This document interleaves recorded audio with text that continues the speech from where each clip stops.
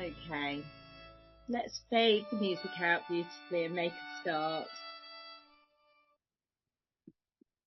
Hello, and welcome. I'm Viv Gordon. I'm the Artistic Director of Viv Gordon Company, unsurprisingly.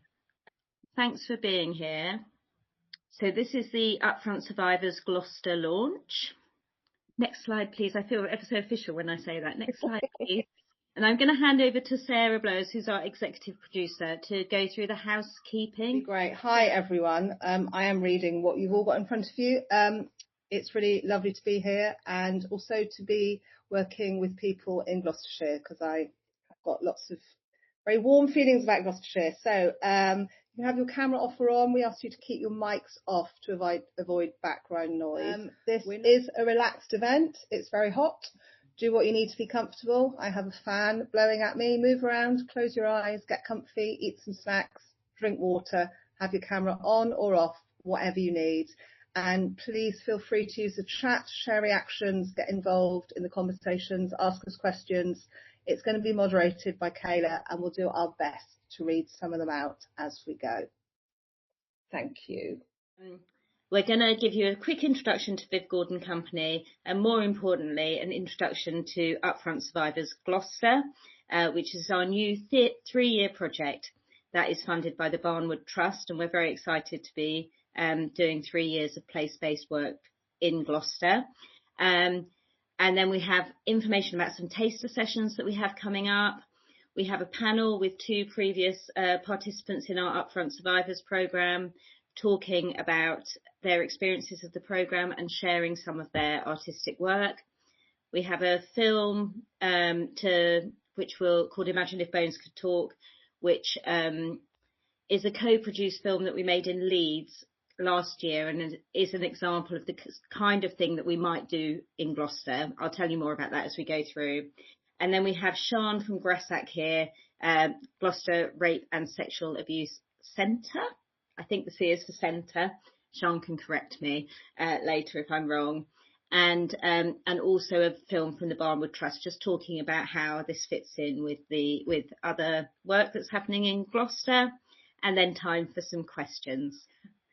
And we always know that when we're talking about child sexual abuse, that it can impact people in lots of different ways, either as their personal lived experience, or maybe through connection with family or friends, or their professional life.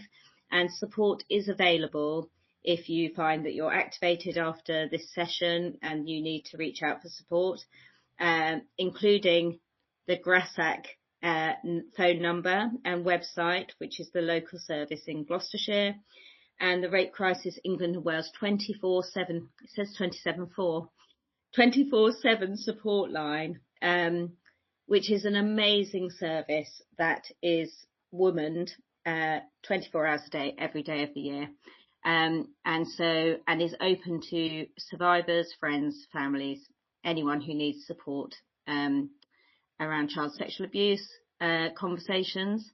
The Survivors Trust also is a really useful resource. They have a find support in your area search function on their website, so that's a really good resource, and lots of information. And Survivors UK is the national service for men, but men can also phone the Rape Crisis Helpline, just to say that. So, talking about Viv Gordon Company, we are a child sexual abuse survivor-led arts and social justice organisation. I am a survivor of child sexual abuse, and we set it up to creatively campaign for narrative and systems change by, for and with adult survivors of child sexual abuse. And we work nationally, and a lot of our work is about building communities of power, pride and belonging. And it's all grounded in a non-pathologising, strengths-based access and inclusion approach. So lots of long words, but what we mean by that is we take a non-medical approach to working with survivors. We celebrate the strengths that we bring rather than working in a sort of what's wrong with us. We work with what's right with us, and we're thinking about how we can increase access and inclusion for our community, which a lot of people don't know. There's 11 million adult survivors of child sexual abuse in the UK, 1 in 6 adults and 500,000 children and young people every year are experiencing child sexual abuse. So we're a huge, hidden, marginalised community, and we're working towards greater access and inclusion and cultural voice for our community. And we work in partnership with frontline sexual violence services and counselling and therapy professionals. So now on to the bit that we all want to know about, which is the UpFront Survivors Gloucester programme. And so it's a 3-year programme of in-person creative activity by, for and with child sexual abuse survivors aged 18 plus in Gloucestershire. So all the activity will be based in Gloucester, but is open to anyone based across Gloucestershire. And the activity will include a monthly creative meetup, which will be maybe a 3-hour session once a month. We're sort of doing our taster sessions are also sort of a bit like focus groups as well, for people to tell us what's going to work for them. But we're imagining it will be like a 3-hour session once a month, which will include some creative activity led by CSA survivor artists. And then once a year, we'll be doing a co-created project to speak truth to power in Gloucester. So that could be that, because it's co-created with the group. We can't say what that will be, but we can give some examples of the kind of things it would be. So, for example, it might be that survivors want to make an exhibition to inform police around what it's like reporting to the police and going through the criminal justice system. Or it might be that we want to make a film to inform midwives around what it's like to be pregnant and give birth and receive antenatal care as a survivor. Or it might be that we want to make a zine to talk about access to mental health services, or it will be something that we decide together, that we deliver creatively together. So the aims of the project are to build a creative community of pride, power and belonging, to develop child sexual abuse survivor creativity, confidence and leadership, to speak truth to power by platforming child sexual abuse survivor voices, articulating our rights, needs and concerns, and to make change happen. So the project is for child sexual abuse survivors aged 18 plus based in Gloucestershire and allies. So because it's in-person activity, it's open to allies to join us. And what that means is that no one has to self-identify as a survivor to attend. Survivors can attend with support from a friend, family member or support worker. And also it means that the CSA survivor community isn't separate from the wider community. So allies are really welcome in the space, understanding that it's a CSA survivor centred space. And the idea is you come as you are. It's a safer space for our community to be able to spread out, unmask and be free of the oppressions that we face in the dominant culture, where we're very silenced and very othered. And we also really want people to know that no one will be asked to share their experiences of abuse. You don't have to justify why you're coming or do anything to earn your place there. If you want to come, you are welcome. And you also don't need to think that you're creative, I put that in inverted commas, to attend, because we're all creative. Actually, getting dressed in the morning is a creative act. So we don't, or making dinner or any of those things. So often people will think that they're not a creative person, but we know everyone is creative. So if you feel to be there, come along, give it a go, come and meet us. And just some other info that might be useful. All the sessions will be led by experienced CSA survivor artists and activists, and we'll have professional wellbeing support and access built in. So we always have a professional wellbeing support person in the room when we're doing activities, so that people can take time out if they need to, or if they become triggered or activated by any of the activities, there's somewhere safe to be. And we also really think carefully about access for everyone across the board, physical access. We think about language and communication. A lot of our community, 87% of our community live with disability, long-term health needs and or mental health needs. And so we're always thinking about how to make our spaces as accessible as possible. And we're always open to conversations about that as well. The project is free to take part, and we'll be taking bookings through Eventbrite. So one way that you can keep in touch with what's going on is by following us on Eventbrite. Kayla, perhaps you could share our Eventbrite link in the chat. And anyone can just book on, which some people call self-referring, or we can take informal referrals from services. So we don't have a formal referral route. We're not a service or a wellbeing service. We're an arts project, but we're really open to if you're working with a survivor who would like to come along and you'd like us to chat with you about making it possible for them to come, then absolutely get in touch. If you have questions, need more information, or want to put us in touch with somebody. So in the autumn, we have 3 taster sessions coming up on the 29th and 30th of September. One of them is a writing workshop called Writing Resistance. One of them is called Storytime and Poetry from Ink, which is a great fun session that our friend Danielle runs, where you make ink splotches on paper that create an image, and then you do creative writing and poetry from the image. Really beautiful. All the dates are going in the chat. And then we have a Solidarity in Song session, a singing workshop with an artist called Nell. And I will be at all 3 of those as well, supporting. I'll be leading the writing one and supporting the other 2. Thank you. I think we're going to go and talk to our panel now. So I'm going to invite Natasha and Caroline to join me. Hello, here we are. Thanks for joining us. So Natasha and Caroline have both been through different parts of previous UpFront Survivors projects and very kindly have offered to come and speak with us today. And so the first thing we were going to do is just for you to introduce yourself, talk a little bit about your artistic practice and your connection with UpFront Survivors. Would either of you like to go first? Great, over to you, Natasha. Okay, excellent. So thank you for having me first off. It's always a pleasure to be in presence of greatness, as I like to say. Good afternoon and universal blessings to everybody else in the room. My name is Tasha. I am the founder of Djembe Devon and a proud CSA survivor. A little bit about Djembe Devon. It's a Devon-based community arts organisation that provides interactive African djembe drumming workshops and immersive events focused on building collaborative connections, cultural appreciation and mental well-being. So we provide the drums, and the sessions are designed for all ages and abilities, including complete beginners.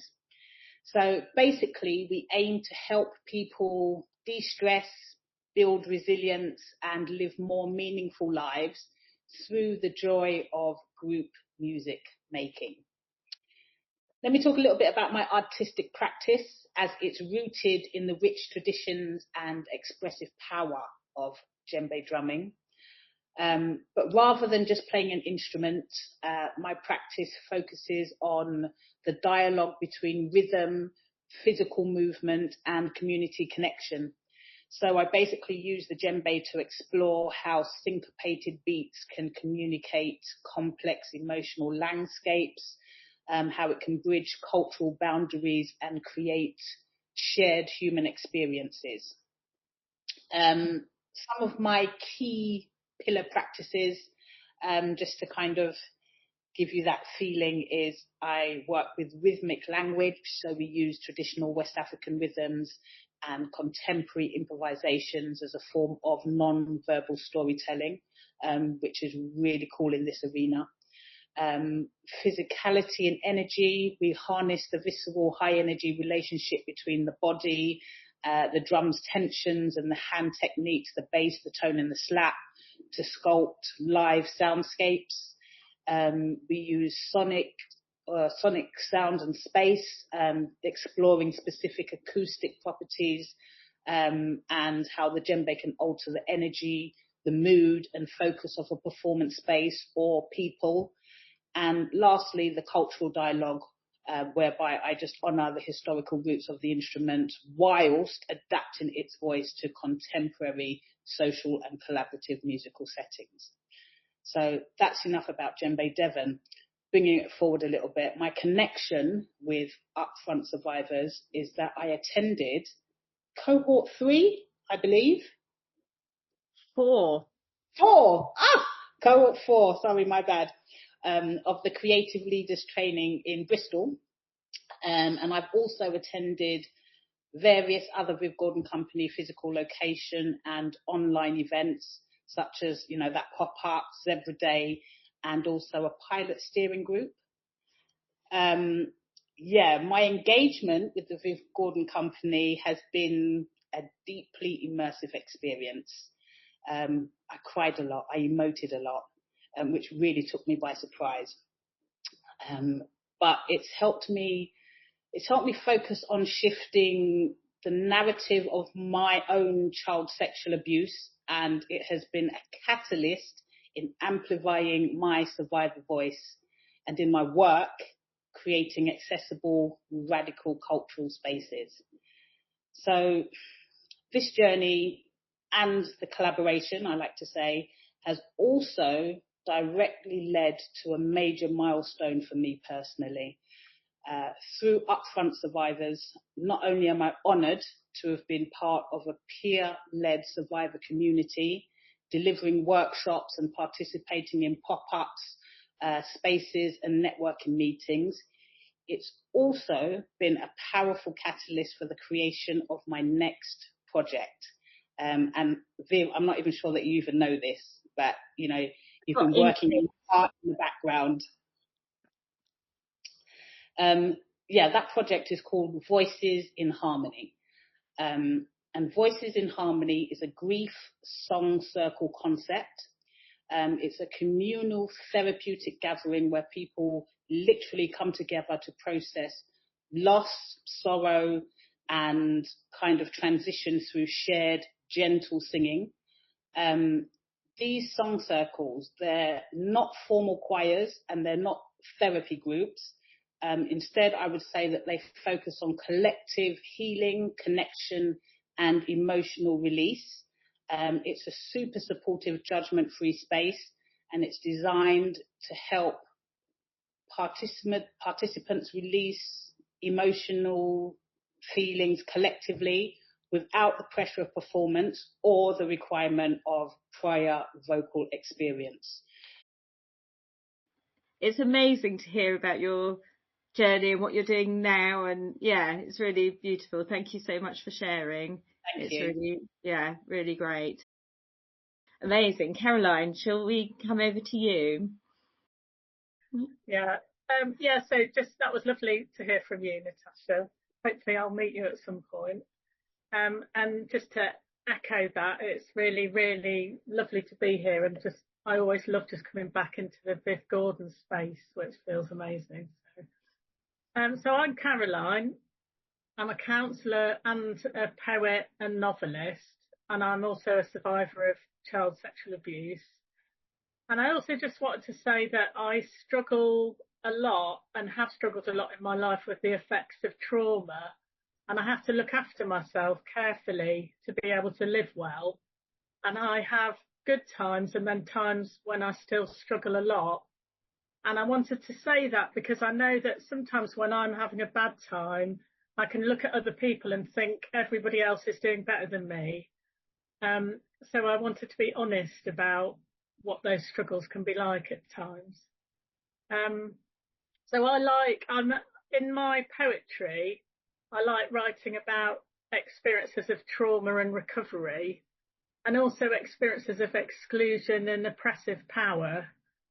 And I feel like writing about those things reverses the power dynamic and restores my voice. And my voice got lost for a long time in sort of over compliance and silencing. So that's really important to me. And I find writing really powerful in restoring that. And I like to combine writing about trauma with writing in a life-affirming way about joy and nature and animals and living really fully. And I'm interested in changing narratives around survivors of abuse and trauma and overturning stereotypes. And I think stereotypes can go either way, in the kind of heroic, oversimplified narratives and then the kind of over negative sort of narratives. So I like to try and write about complicated, interesting people, as we all are.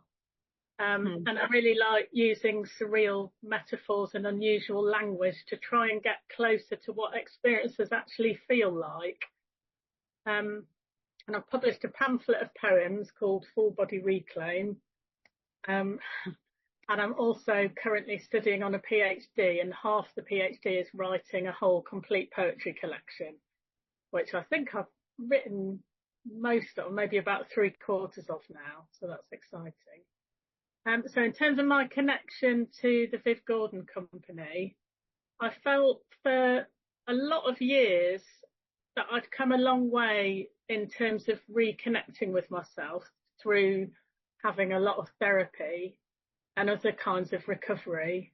But I still felt really alone, and I didn't feel like I had a community that I could share those experiences with. So I didn't know how to find that, and I was searching for it. And then I went to a poetry workshop, and the poet leading it, just as an aside, mentioned the Viv Gordon Company. And that's what made me look at the website, and I thought, oh, this looks really great. So then I think the first thing I came to was the network meetings. And I felt very safe in those meetings. And I felt like I got something that I'd needed for a long time. And I felt like my experiences were recognised, and I felt a really deep sense of community and inclusion.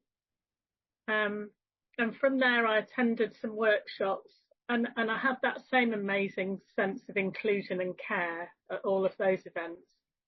So that made me decide to apply for the Creative Leaders Training. I'm not sure what cohort I know it was in Gloucester, but I'm not sure. 3, okay. And basically I wanted more of what I'd already had. That was why I applied. And the course was really carefully facilitated, and the content made me feel more skilled and equipped to work with survivors. I felt empowered to express the knowledge and sensitivity that I had from my own experiences and that I was learning on the course, rather than losing confidence and withdrawing. And the training about working with survivors helped me to understand myself more, as well as other people. And the coaching and support to run a workshop was incredibly supportive and also really challenging in a really good way.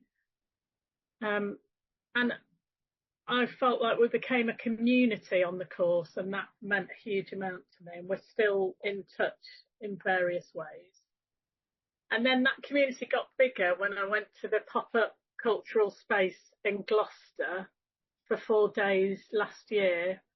And spending days with the people from my course and with the Viv Gordon team meant a lot to me. I also met new people who'd attended the other courses and events. And I felt like it was going to, or maybe it was going to, a big inspiring arts festival, but one that was extremely emotionally safe and which was filled with validation, care, and deep respect for everyone's individuality. And it was also, maybe surprisingly, really, really good fun.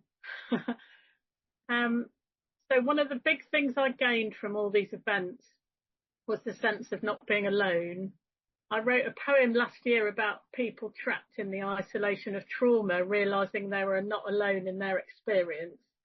And just a line from it says, we found that we are many, a team, a togetherness, a multitude, not the one picked out for punishment. And being part of the Viv Gordon events has above everything challenged that sense of being blamed, shamed and isolated. And it's replaced it at least part of the time with a celebration of survival and with loads of really great shared experiences.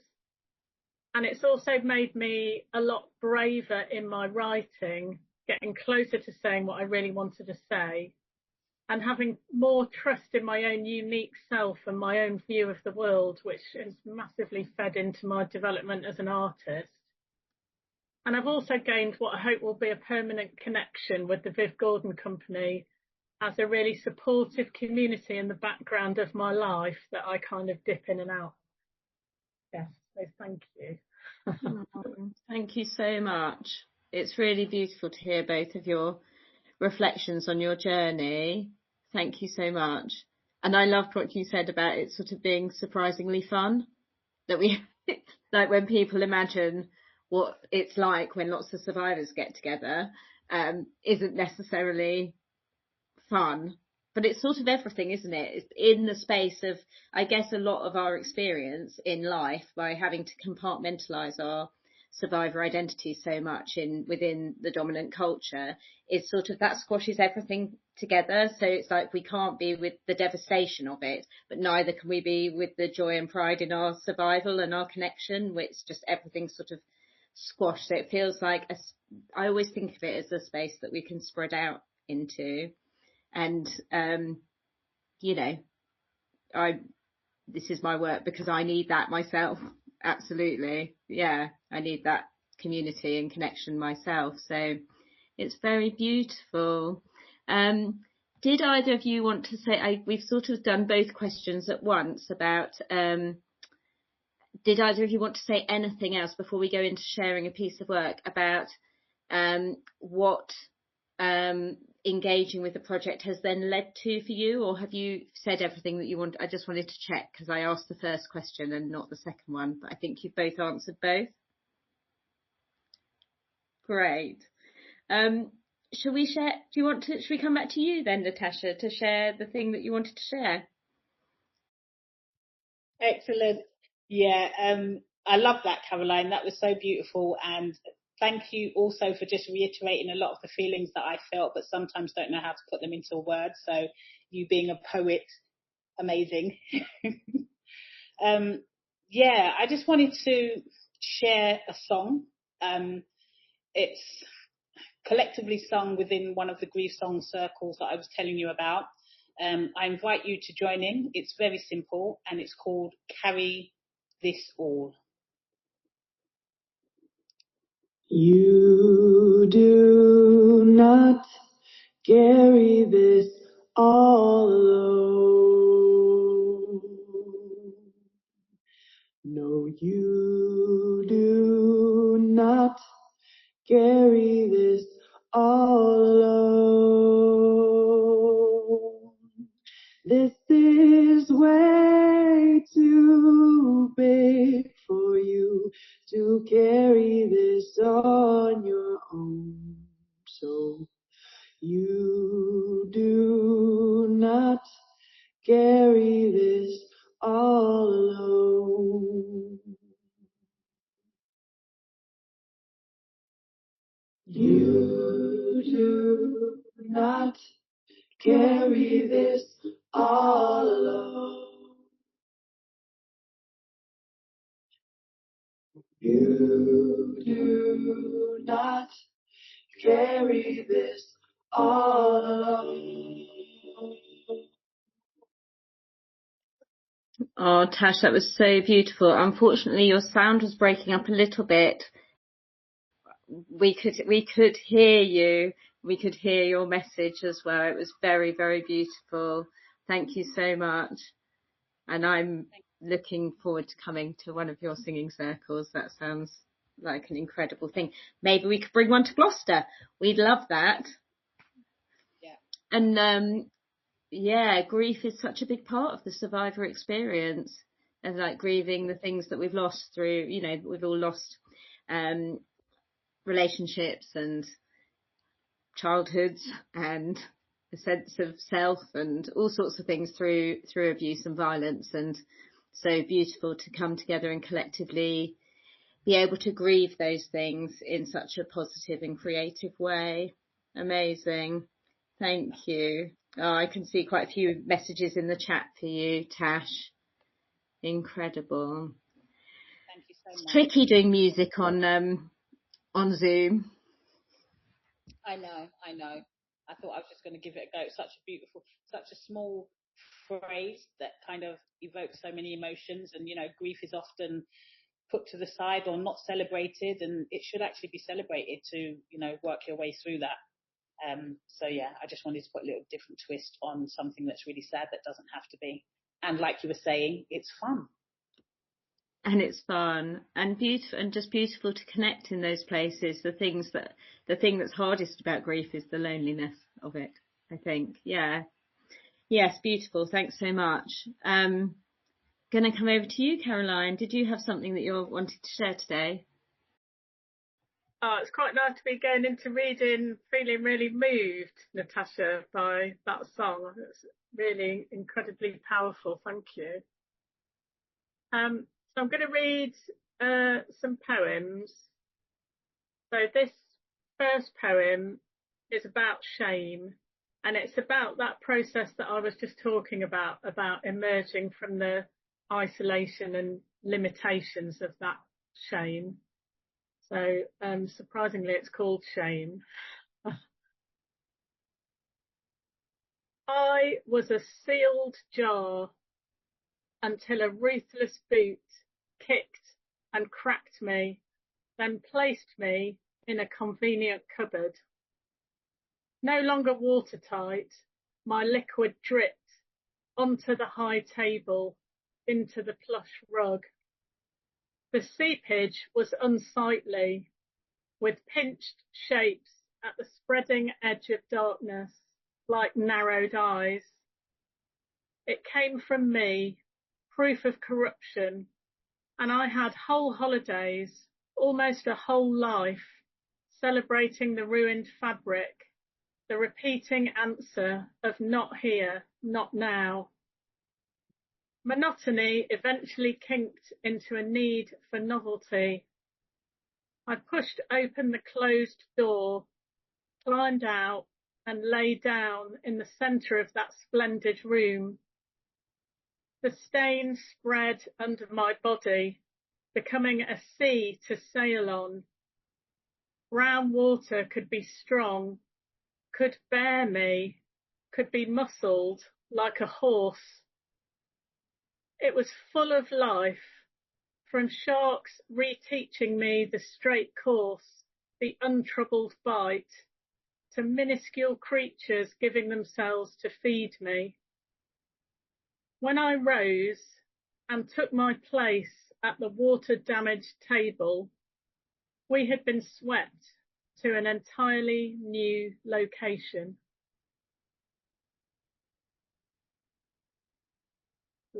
And then this poem, in January this year, I had to have an emergency operation to have my gallbladder removed. And I found it really scary. And it annoyingly meant that I missed the pop-up space, which was very annoying.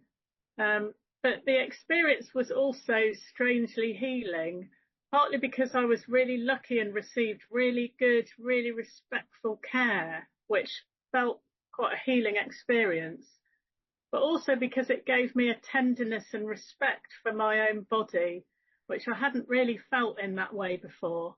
And I wrote this poem about that.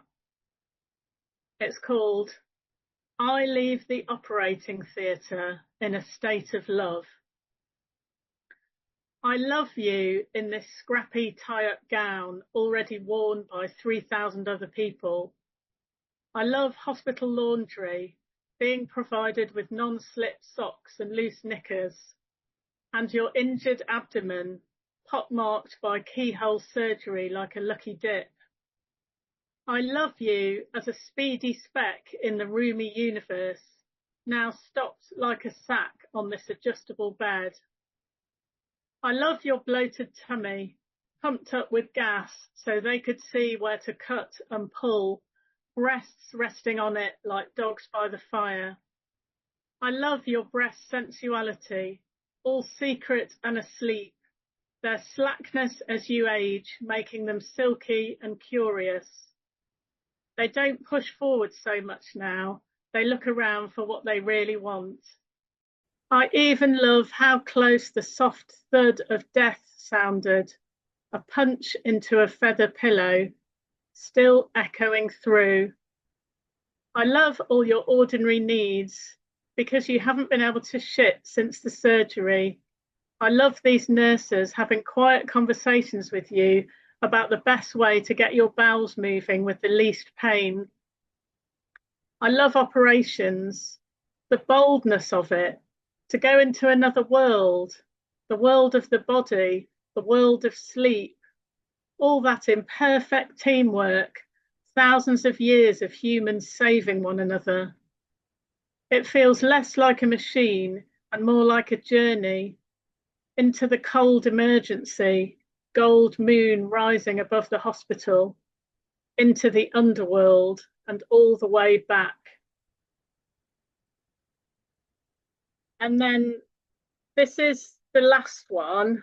So I wrote 6 poems about, well, kind of about PTSD really. And so the first 3 are called Surviving, and they're more about the struggles. And then the second 3 are called Thriving, and they're kind of about sort of hard-won positives.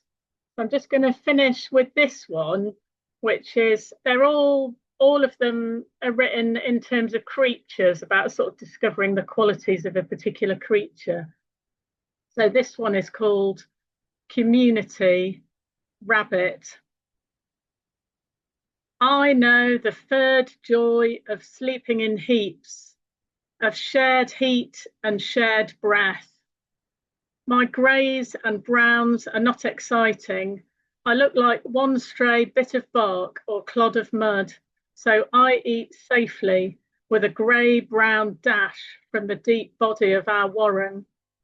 I run away, but I know how to come back. To the daily grooming of fleas nipped away by sharp teeth. Even when I was first born, before fur, I dreamed with my brothers and sisters tucked in an end of tunnel nest. Our tails and feet tangled with milky bodies. Our purrs were rumbles made and felt by all of us. Now we have sweet, snug pelts, and our ears are sails.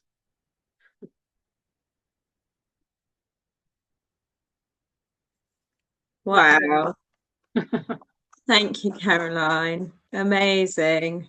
Thank you both so much. It's really beautiful to hear about both of your journeys and to hear your work. And I just think that this is so sort of at the core of the work that we're doing and of the survivor movement, actually, more widely around just, I mean, I like to call it a rebrand, which sounds a bit flippant, but like CSA survivors really need rebranding, you know, in the cultural, you know, consciousness, because, you know, we're seen culturally as being broken and in need of support and in need of, you know, we do need support, of course we do, but sort of, you know, needing people to do things for us. And actually a lot of our work is about going, look what we can do, celebrating our strengths, celebrating the creativity that's kept us alive.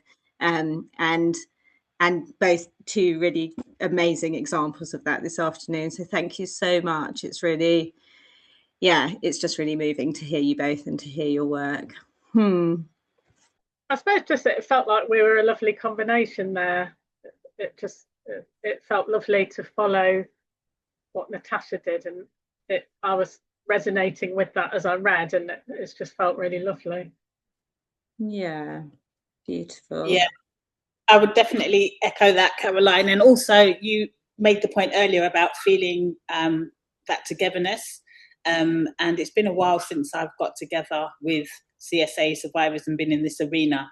And again, it just feels like home for me, you know. So thank you so much for having me, letting me share some of my emotions, some of the feelings, some of the amazing help that you guys have given me, both in my personal life and in my business structure. So, yeah, big loves to all. Gorgeous. Thank you so much. And just to say that we had invited a guy called Richard to come and speak as well today.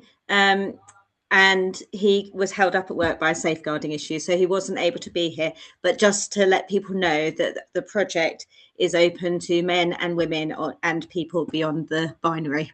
Everyone. It's open to all adults aged 18 plus, just so that's clear, just because we do have 2 women presenting.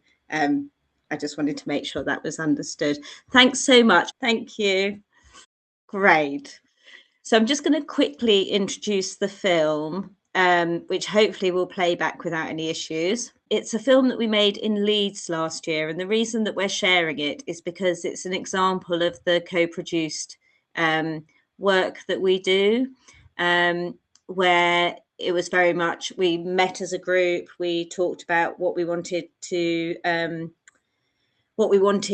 talk about. The organisation that commissioned the film is called Visible in Leeds, and they particularly work bringing CSA survivor voices into mental health settings to advocate for our needs within mental health services.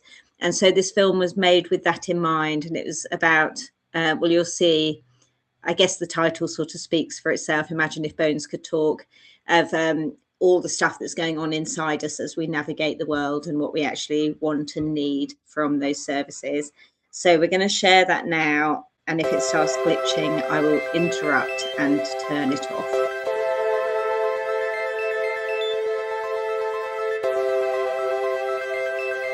Leeds, large, lively city of hope,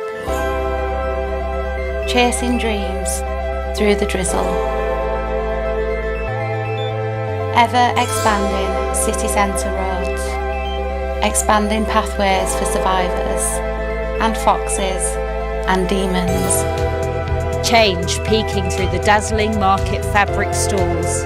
Refuge, resistance and attitude stitched into our bones. Wildness too. Time slips, speeds up, slows down. Time slips here and there, and also backwards. Memories woven into the private spaces, behind locked doors. The bath, the bed. The phone is ringing. Who's that knocking? Memories woven into public spaces we have to navigate just to live. Into the street. The bus, the B&M store. Memories woven into private spaces of our bodies. Stomachs cramping, jaws tight, heart racing. Time slips here and there and also forwards. Dynamic fear. Everywhere is danger, shame, dread, trying to predict everything that's going to happen. What if? What if? What will it mean if? What will it mean if? What will I do if? What will I do if? What if he's there? I want to get out. I want my own space where there's no judgment.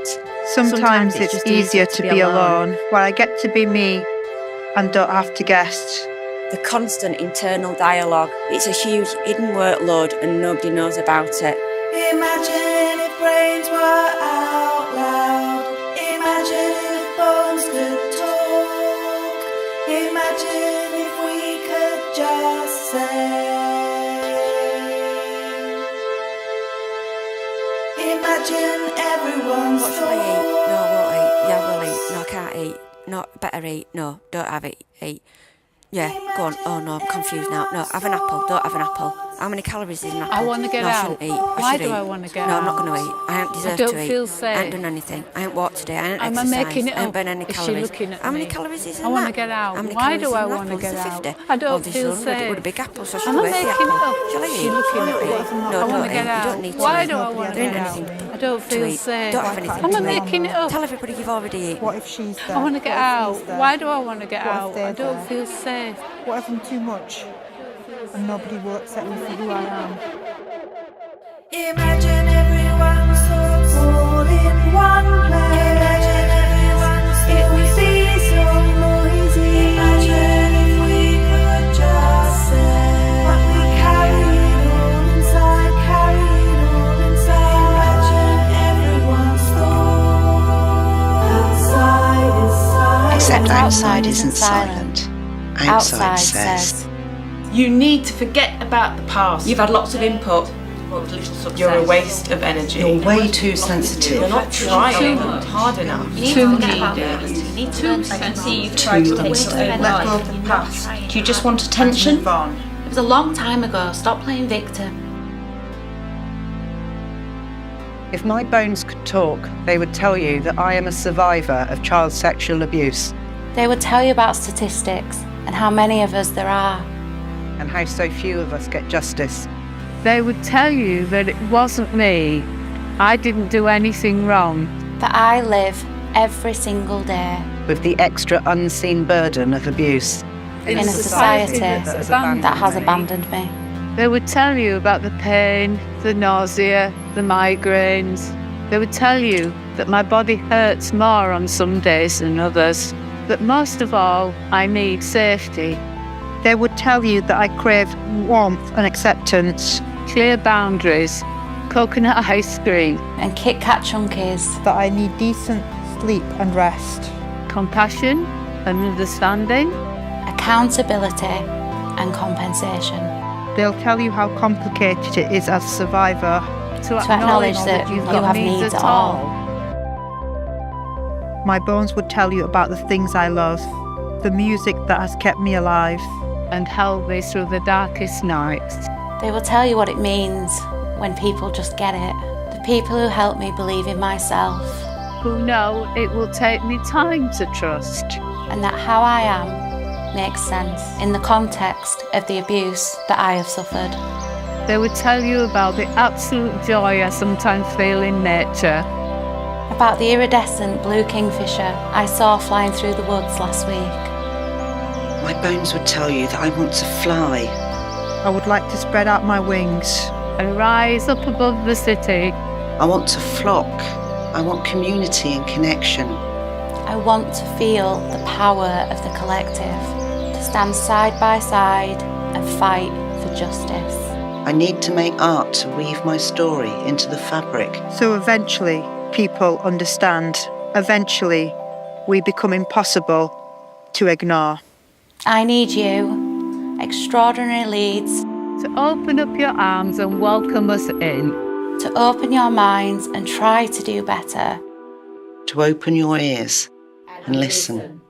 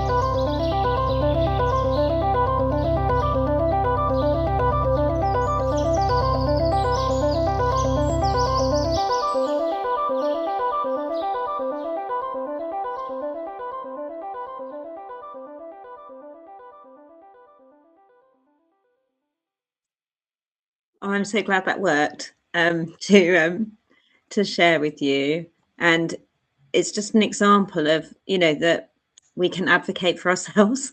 I think there's, as a community, we're used to things being done to us and for us, and actually we're quite capable of representing ourselves given the right support and opportunities and platforms. And so that we obviously, whatever we make in Gloucester will be unique to the group that we work with and to the location that we're working in, and the particular things that come out of the conversations that we have and the creative skills and talents that we have within our group.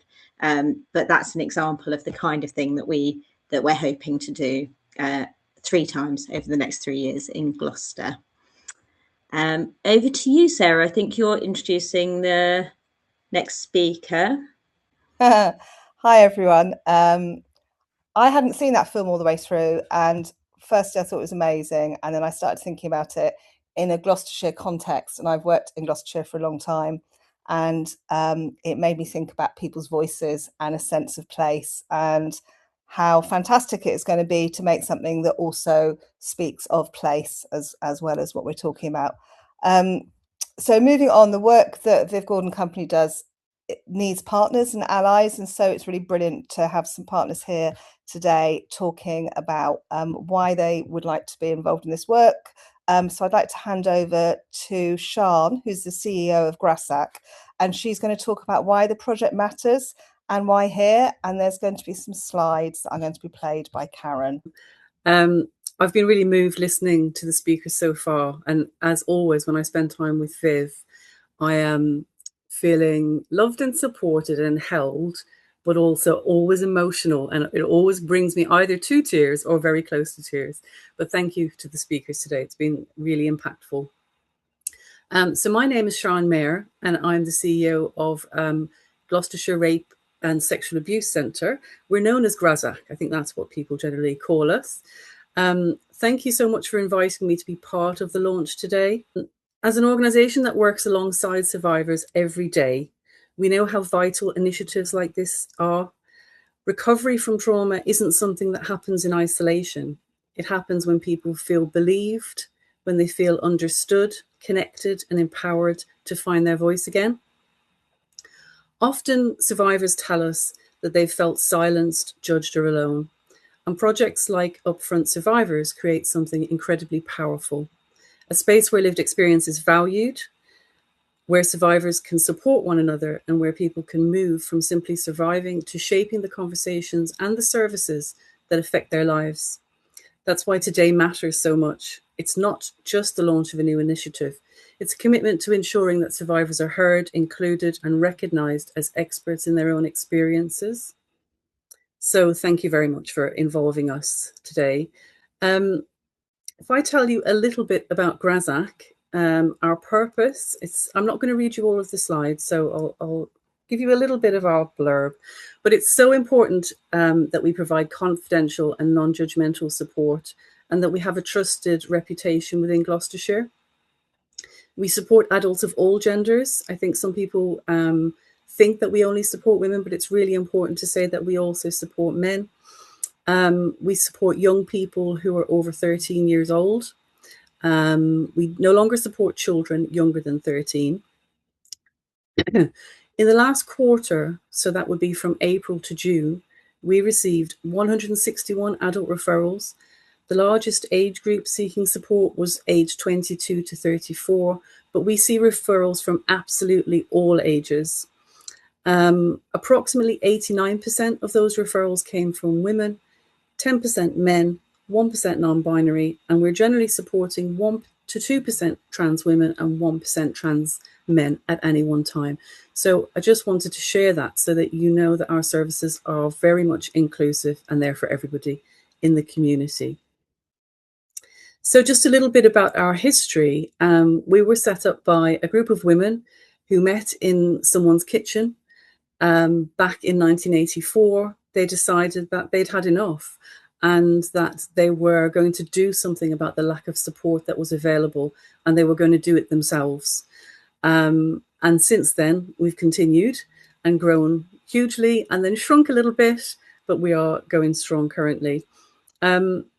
It's important to mention as well that we still have involvement from our founder member, Barbara, who was at that 1984 meeting. And she's been retired many years now, but she comes along to things like Reclaim the Night or AGMs, and is still really involved and keen to hear what's happening and also support us.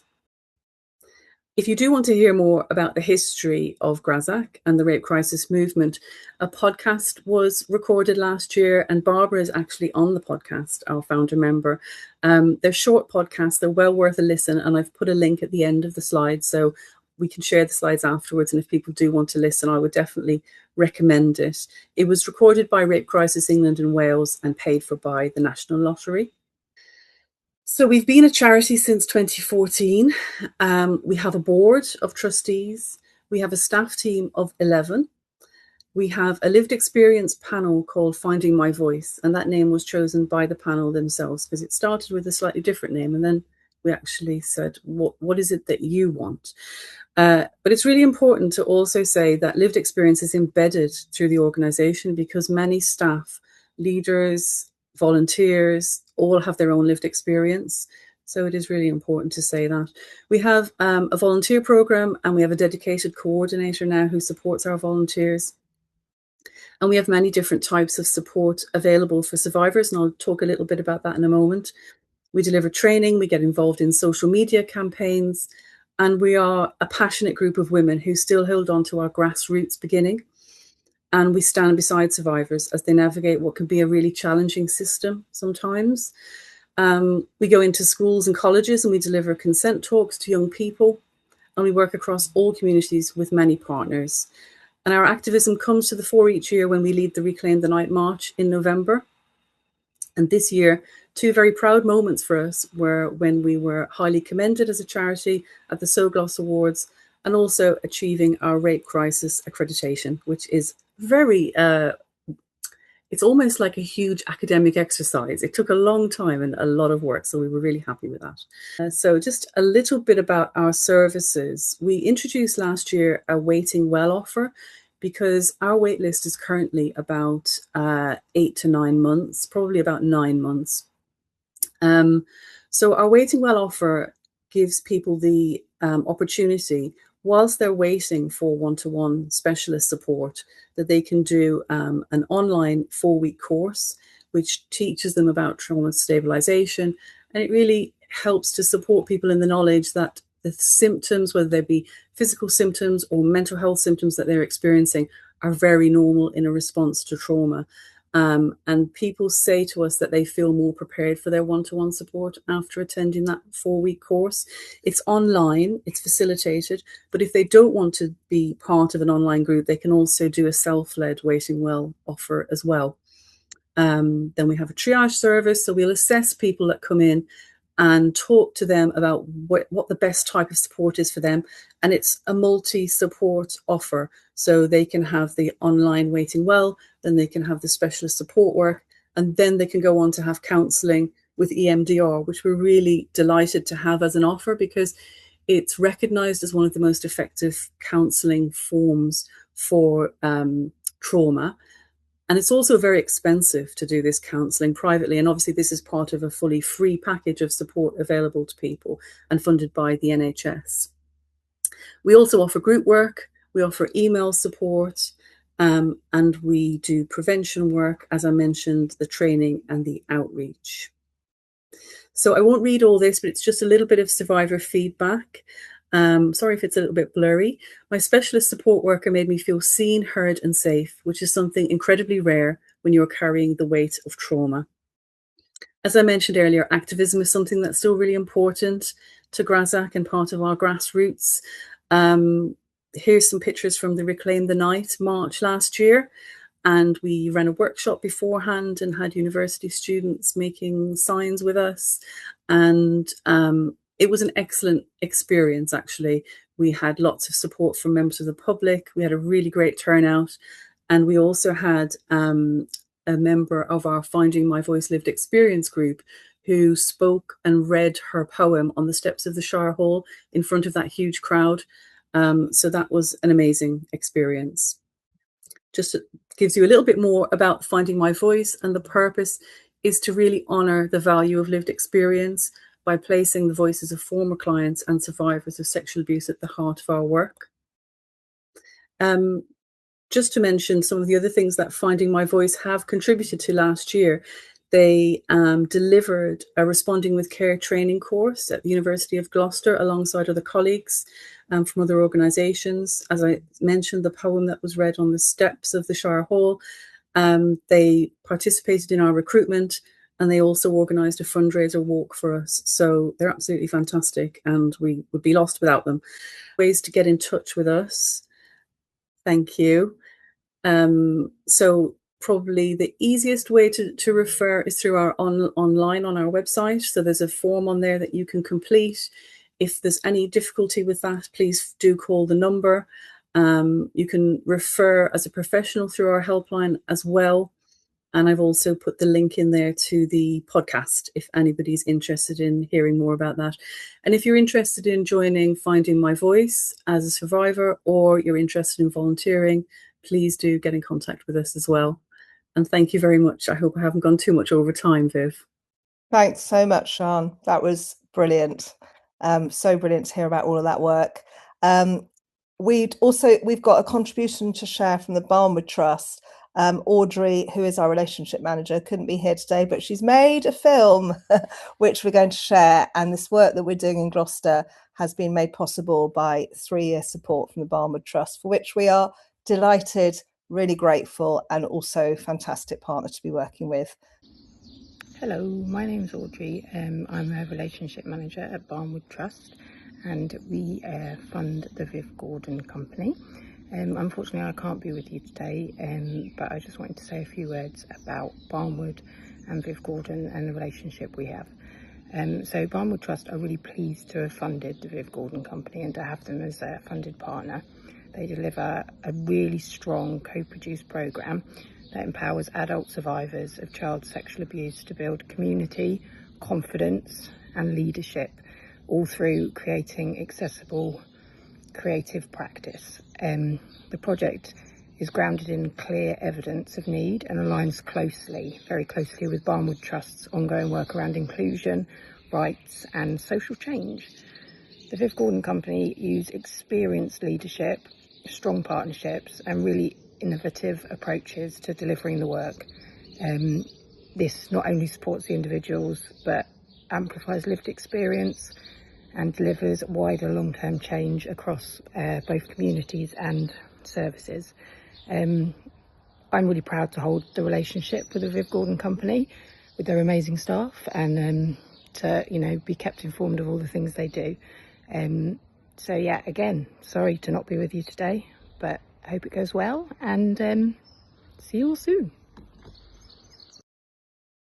Well done, all the speakers. Fantastic. Great. I'll hand over to you, Viv. I'm here as well.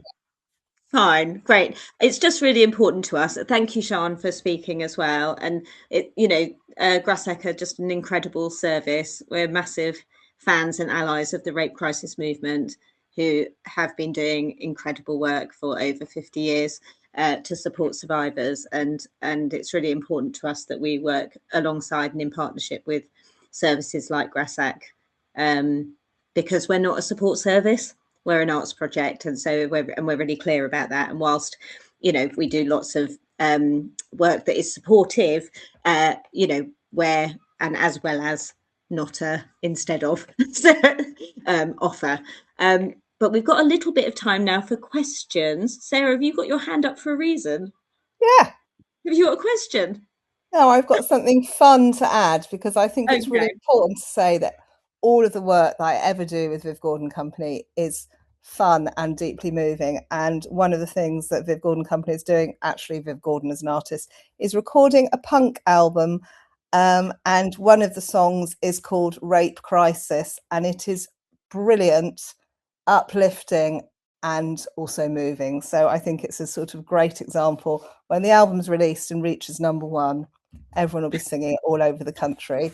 But it is a homage to rape crisis and the rape crisis movement, and Gloucester is mentioned in it. So we've just got a little bit of time now for questions, if anyone has a question. We've got someone with their hand up. Hello. There we go. Hello. It's Hiya. Shona here. I actually live in Pershore, which is just over the border. I'm not actually in Gloucestershire, so I think what you're doing is amazing, but I feel like there's a chance I might not be able to join in. Oh, no, we don't mind. Come and join in. Absolutely. You're more than welcome. I've got a very good friend in Pershore as well. So if you do come and see us, then we can see if we both know her. Oh, that would be lovely. Okay, thank you for that. You'd be more than welcome. Just the work is all centred in Gloucester, and so it's building community sort of from that as a central hub. But you're absolutely welcome. Totally. Thank you. Okay, thanks. Good question. Thank you. Any other questions? No, there are no silly questions, by the way. I'm really good at leaving like horribly long pauses while people think about things, just to say that out loud. I'm trying to fill it with fun facts and I'm resisting. Like when the album launches.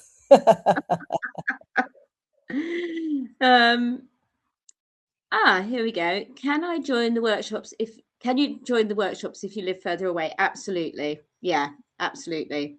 You're more than welcome. You know, the work is the groups are sort of intended for people in Gloucestershire, but we all know, I think that's something that's come across really strongly today as well, particularly when Tash and Caroline were speaking about the importance of community and having a sense of belonging. Most of us are very isolated. A lot of us have never knowingly met another survivor or been in a survivor-centred space. And a lot of how culturally survivors are dealt with, for want of a better word, is through therapeutic support, which is really important. I'm a massive fan of that, but often that's like a one-to-one space. It's not necessarily about building community. It's really beautiful to see Grassak's work that is about group work and building community. And we just need more of that. We really need more of that. The power of community is really transformative. And so wherever you are, come and get amongst it, I would say. We've got a comment in the chat saying, feeling really inspired by you all and can't wait to take part. That's really lovely to hear. Thank you. And we've just got a couple more minutes if anyone does have any questions.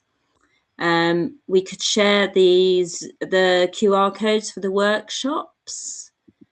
Again, they're there if anyone wants to do those. You can also join our mailing list. Someone else is saying me too. That's really nice. You can also join our mailing list, and you will be sent. We're very well behaved with our mailing list. We send one email out a month, like a newsletter, and it would have information about any upcoming activity. You could follow us on Eventbrite, and then you get notified as soon as events go live. Or you can follow us on social media. We're just Viv Gordon Company. We're on Facebook, Instagram, and LinkedIn.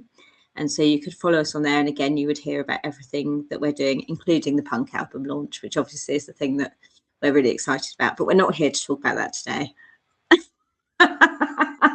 We're very... So, yeah, keep in touch. Come and get amongst it.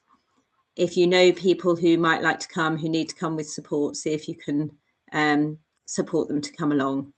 And if there's any questions at all, you can just email us at any time on hello@vivgordon.com.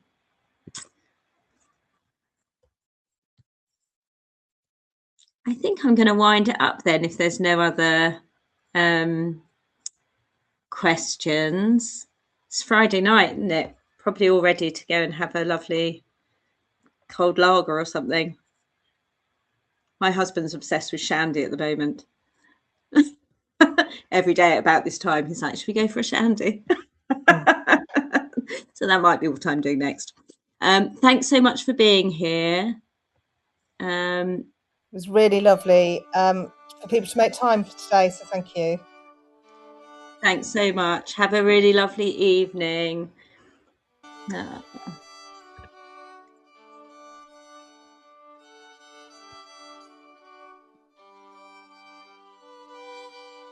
Thank you for being here.